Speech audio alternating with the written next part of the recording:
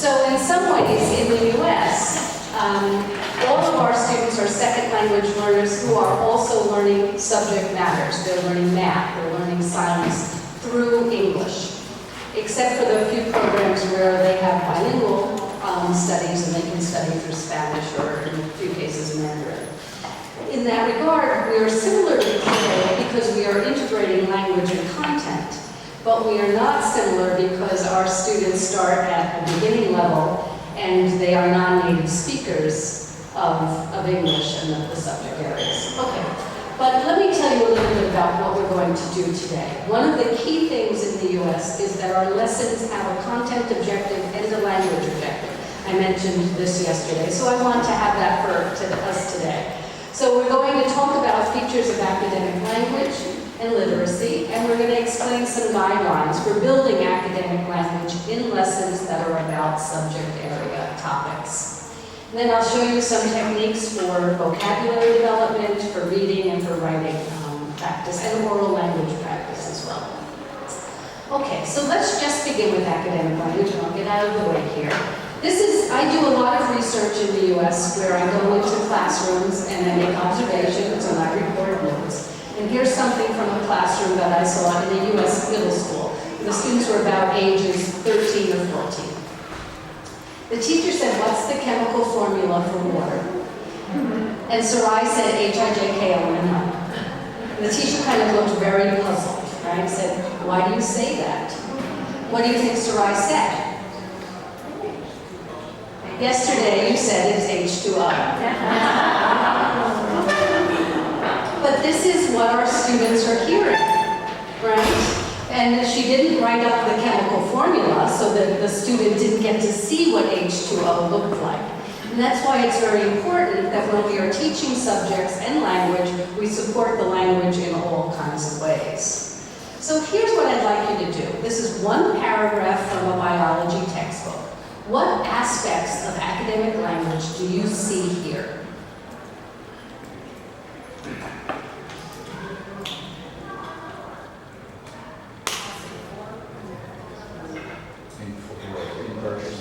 Okay, talk to a partner. Don't talk to me just yet.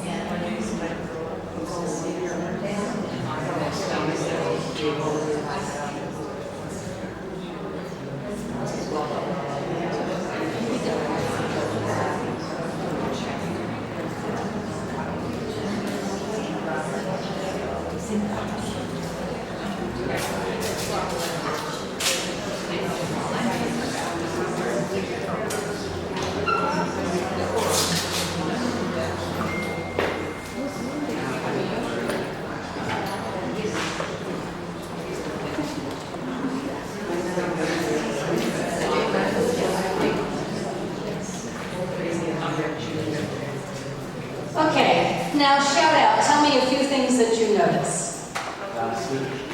Definitions? Okay. Zero conditional. Zero conditional. We don't use zero conditional in the US. I had no idea what Malcolm was talking about. We don't use the numbers. We talk about, the past conditional, the past perfect conditional. We don't, that's a whole other talk. How many of you notice vocabulary? Okay. So that's very common, what we would see. And when we work with our science teachers, that's what they see. They think academic language is vocabulary, but it's much more than that. And when you look at this, what I've done here is what you see in red would be what we would call subject-specific words. So you're teaching about physics and energy, and those are key words for that. What you see in green, I don't know if it looks green to you, those are more words that we would call cross-curricular or general academic words. You can use possess, for example, in any subject. It's not specific to science. You can talk about generators, and they're more of a common thing. They're not just specific to this subject area. But you have a word like work. You see that at the very bottom that I put in italics. That's a multiple meaning word. And so our students, who are especially at lower levels of proficiency, they think work, homework, work at a job, they don't necessarily think about the scientific meaning, so obviously we have to spend more time working with that kind of word. What else did you see? You noticed, I'm sure, some of the different structures, right, that were being used and some of the different functions. And so we have examples like is defined as, which is a good keyword for students as they're learning to understand this piece of text. We have relative clauses, we have conditionals. Was it the zero conditional or the first? Yeah. And we have a lot of embedded clauses, which is so typical of academic reading and text that makes it very challenging for our students, obviously, to figure that out. How do you break apart a sentence when the gates of the reservoir's dam are open and the water runs downhill? The energy can be used to do work such as turning each other's. Just within that one sentence, you know, we've got passive voice, we've got the conditionals, we've got examples, you know, it's quite complicated. We have causative language, right? So we have a cause and effect function that's in there. We have, I think, comparative as well. Less energy than it had at the reservoir. We have some, like this word it, trying to find the antecedent there for that particular pronoun could be a challenge for. Right, yeah. So it's very challenging, and this is just one paragraph. So with our students having to read a chapter textbook about this, it takes work for the teacher and for the students to go through this. So what are some of the things that we think about when we think about academic language? It's really this graphic that talks about why it's hard to learn academic English. You're all familiar with Bix and Calp. This is Calp. Can I use the quote in a nutshell? Even though this isn't necessarily an informal setting. It's all these kinds of things. Now in the US we talk about these, phonemic awareness, phonics, fluency, vocabulary, and reading comprehension strategies as the 5 components for reading. But as language teachers, we know that it takes a lot more than those 5 things to become proficient in the language. Now, listening strategies are very close to reading strategies, so you can build them in similar ways. But you also need to know the genres, you need writing skills, grammar, oral language, classroom discourse. Let me just say that, for us in the US, that's how you engage in the classroom. In the US classrooms where there's lots of collaborative work, group work, teams, pairs, they need to know how to talk to one another. It's not just the subject matter that they're talking about in the vocabulary, it's how do you take a turn? How do you interrupt? How do you add on to what someone else had said? And then we have the things that here really come personal to the learner. If they have a native language like Spanish, and they're learning English, and they're studying science, they'll actually be learning comments that they can bring to their understanding of the academic language in English. And their background schema, that's the only one where the arrow goes both ways, as you notice. Because sometimes they have a lot of schema that they can bring to the topic, and sometimes they have absolutely no schema. So a student who's a new immigrant and has not studied U.S. history would have a hard time telling us about the U.S. Civil War or about the Manifest Destiny and some of the other things that we would study. So all of this is what we have to work on as teachers. And in the U.S., we are asking not just our English as a second language teacher to do this work, but we're asking our subject area teachers also to be at least aware of this and to build on language every day. When it comes down to it, we try to share with them the different aspects of these areas. I'm not going to go into this in detail, but just to learn vocabulary, it's not just the word, it's often relationships with other words. So you've got things like synonyms, you've got those multiple meaning terms, you've got idioms, right? And how you represent a concept. Well, if you have 1 line 4, backwards, what is that? 1 line 4 underneath. A fraction. Well, how do you say that? 1/4, 1/4, 1/4. Right? We say it all 3 ways in our math classes in the U.S., and so that can be confusing as well. When it comes to syntax, again, there's a whole variety of different things that have to be taught. This taps into grammar, but as I said, we don't really use a grammar-based curriculum. The grammar comes out from the text that we're using or from the activities that we're asking the students to do.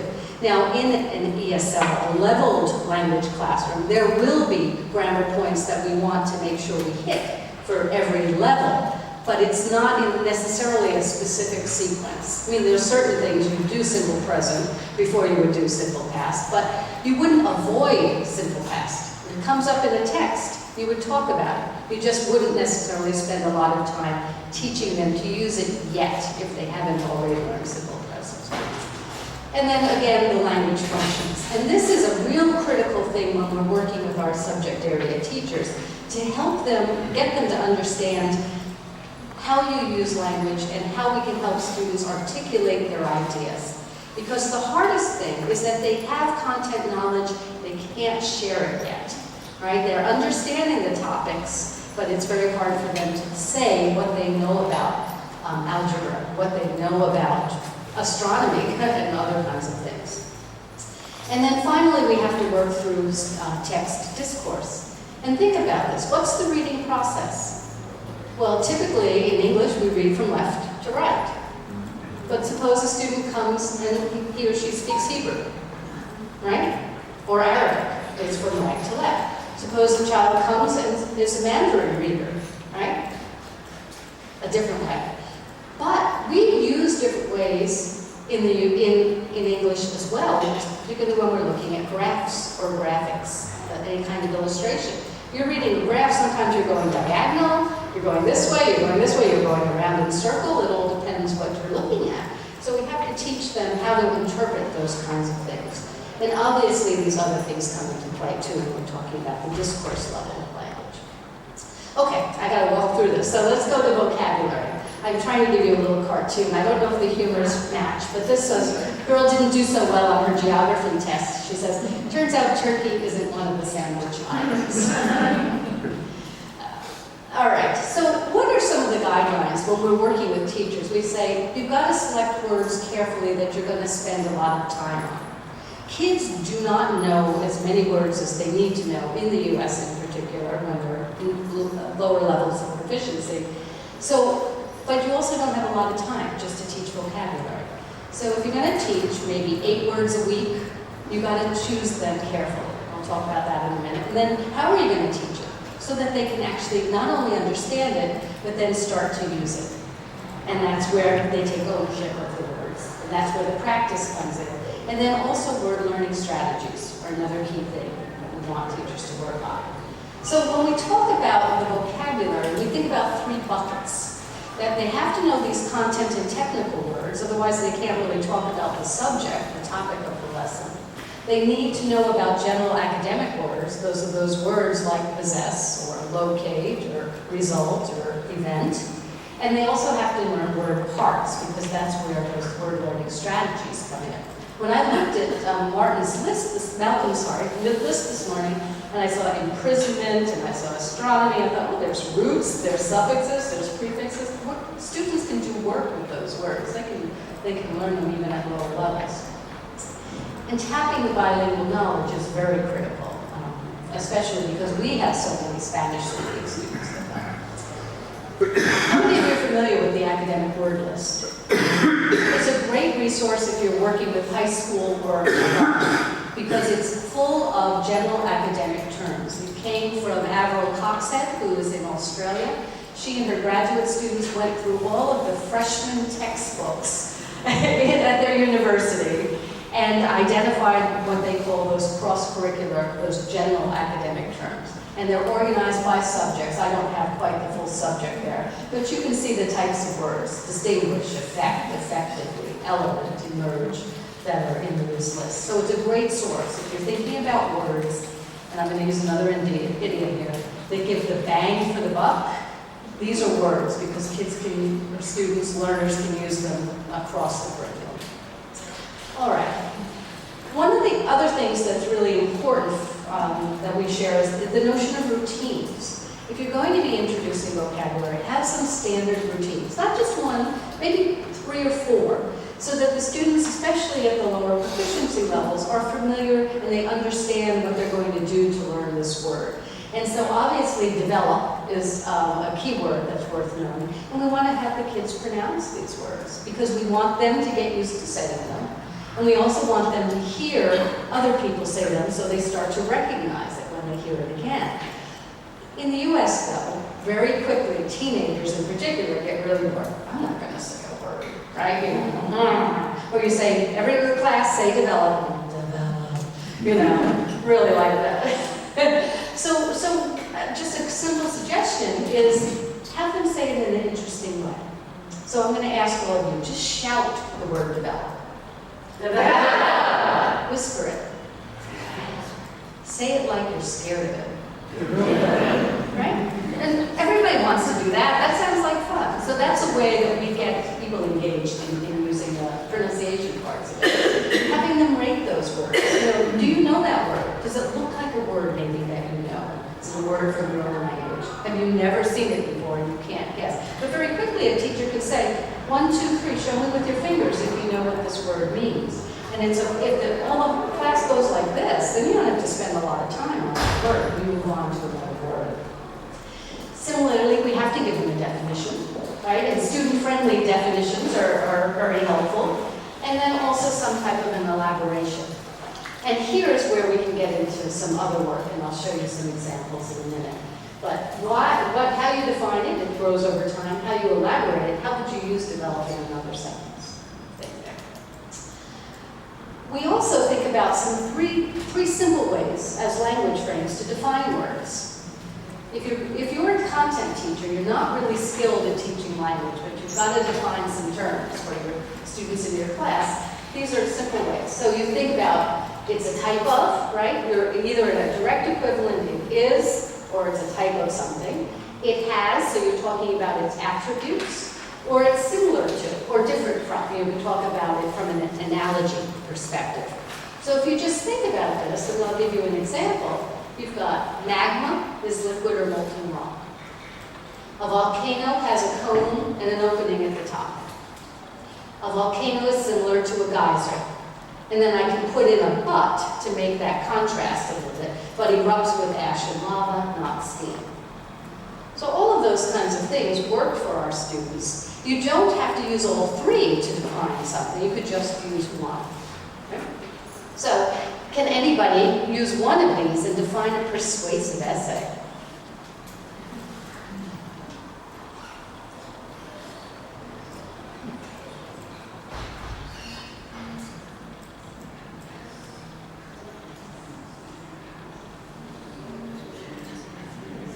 Yes? You want to try?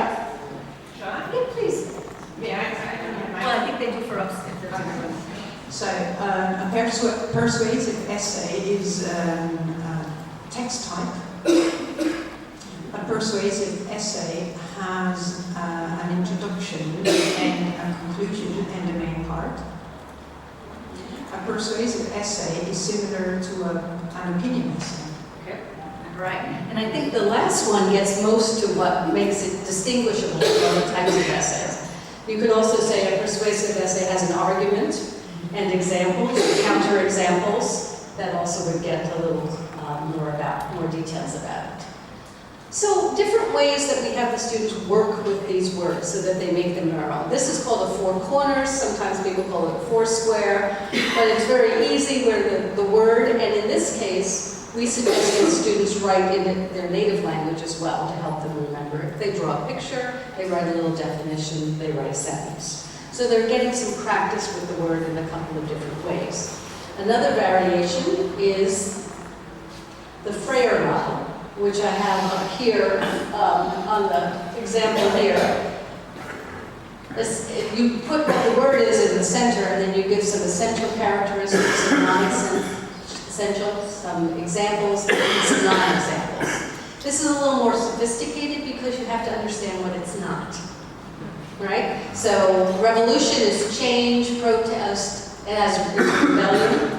It's not status quo, not compliance, not peace. An example might be a sit-in, or a war, or a march. A non-example might be obedience, surrender, conformity, those kinds of things. And then another example is a concept definition map. I have one here, but I haven't been able to put it off yet. Do you want to? Sure, we got some sellotape here. And here you put the main word in the center, and you can see mitosis over there. And again, it gives you different ways of thinking about that word. What's the definition? What are some related terms? And what are some examples? What's good about this is it's talking about a concept. So the concept tends to be bigger than, fruit is a concept, apple is an example.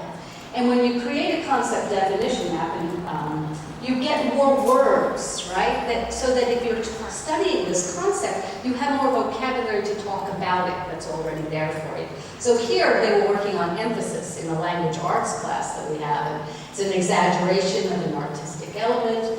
It stands out, it isolates, it creates contrast. And then some examples that they've given of emphasis, like the sky in Van Gogh's Starry Night. That was pretty cool. Political cartoons, the top of the Chrysler Building, which is a skyscraper in New York. That's an Art Deco design. So again, this gets the students, if they're working on these, we're not saying that the teacher does this work, we're saying the students do this work. It helps them learn that vocabulary more deeply. Another one, and this is, do you have these here in Italy? Things like that. What do you call them? You don't know what you call them? We call them paint chips or paint swabs, right? Do you know how they're made? They're all the same color, a base color, and then you add white or you add a little black. So they all are related. They're like cousins or siblings even here, all starting with the same base. But they're a great example when you're thinking about synonyms. Because synonyms often have a shade of difference. There's a little nuance among synonyms. And that's where it's fun to use things like this with students to think about how words are the same and how they're different.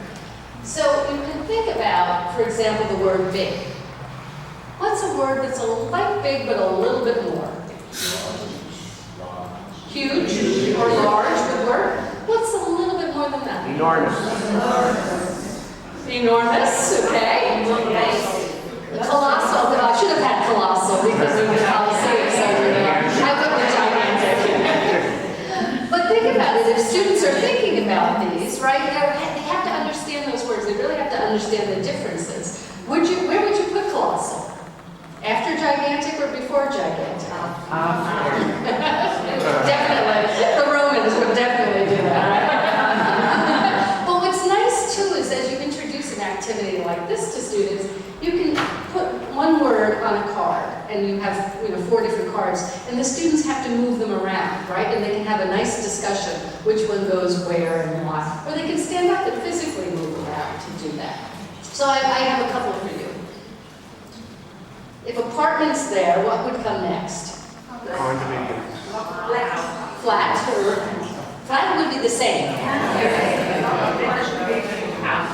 House, maybe. Suite, maybe. I didn't fill it in. They're just a building. What would building? A villa. There we go. So we could go apartment, house, building, villa. Would that work? Okay. Suppose we didn't start at the beginning. Suppose. Talk to a partner. How would you fill this one in?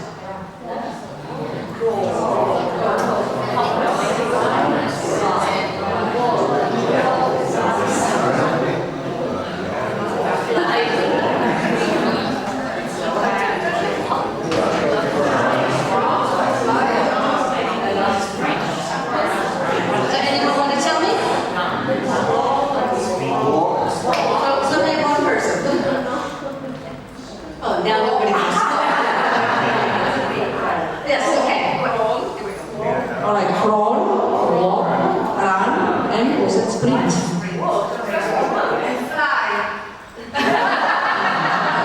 Fly. So crawling from here, yeah. Crawl, walk, run, sprint. Did someone have something different?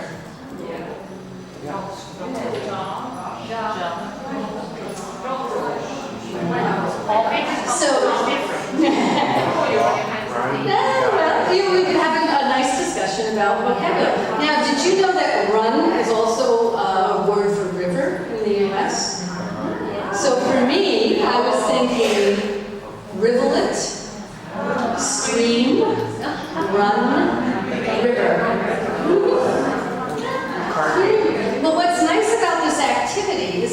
for nouns, verbs, adjectives, and adverbs. So it's a great way to sort of build some academic language. And if we tap into what Malcolm was saying, it also is a way to look at formal and more informal vocabulary. Okay, what about word learning strategies? These are some, I'm going to put up 6 that are really common that help our students. One is obviously looking at prefixes and suffixes. And the top 20 prefixes in English count for 90% of the words that have a prefix or a suffix. So if you spend, do 1 week, and in 20 weeks you give them some key tools. And in fact, actually the top 9 count for more than 70%. Roots and base words, obviously. Anybody here speak Greek? Besides Greek, we have lots of roots from that language. Cognates, of course. And really, just helping kids start to think about the advantage. We don't do translations in the U.S. very much at all, but we can have the students themselves think about the words that are related to the subject that they're teaching. And then, obviously, context. We often say, just read the other words in the sentence and figure it out. It doesn't help when we have students who don't understand 5 of the words in a 7-word sentence. But we can teach them to guess and replace. What do you think it means? Put that new word in the sentence. Figure out, does that make sense? And then obviously the read the next sentence. In the US, in particular, our textbooks will often define a new term in the next sentence. Or you look around the page because it might be the caption of that photo that's right there. So we really have to tell them to become word detectives as they're trying to figure these out. Looking at the part of speech. Well, that word you don't know. Is it a noun or is it a verb? Maybe you can guess what it is because you know what parts of speech is. And then obviously we really have to have lots of opportunities to engage with others to learn vocabulary. So that's actually a word learning strategy. Hang out with people who speak the same language that you're learning and study it that way. Another thing too are sort of the fixed expressions, and this is similar to what Malcolm was talking about earlier, is that we have informal ways of speaking, or everyday language, and then we have more formal ways. And if we teach them as expressions and then show them how to use them or find them in the text they're reading, that's going to provide some more meaning and relevance for them.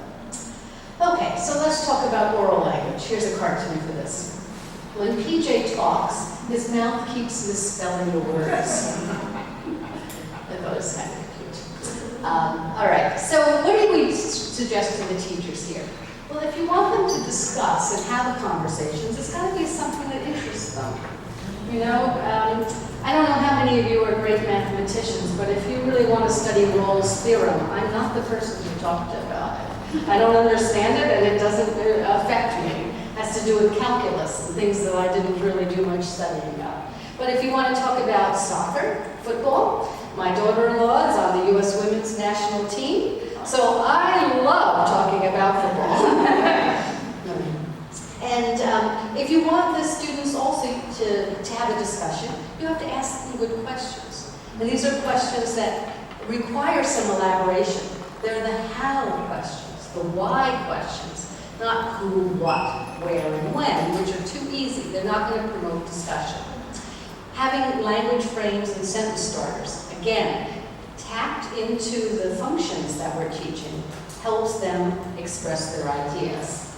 Having language models, obviously, and number 5 is a key one for every teacher, to talk less. Good luck to Italian teachers. Okay, so essential questions, right? Giving the students something that is not an easy answer, or that has multiple answers. What influences a person's choice? What influences your choice? Why did you decide what you were going to wear today? For me, it's what I packed in the suitcase, so I didn't have a lot of options. But for you, you had a whole closet maybe, right? And you could just pick and choose based on the weather or something like that. But there's no straight answer, right? Maybe for a baby, it's what the parent decides. But for most of us, we have more agency than that. So I want to do a quick little thing about choice here. I want you to stay seated if you disagree with the statement, but stand up if you agree. So it's called take a stand as an activity.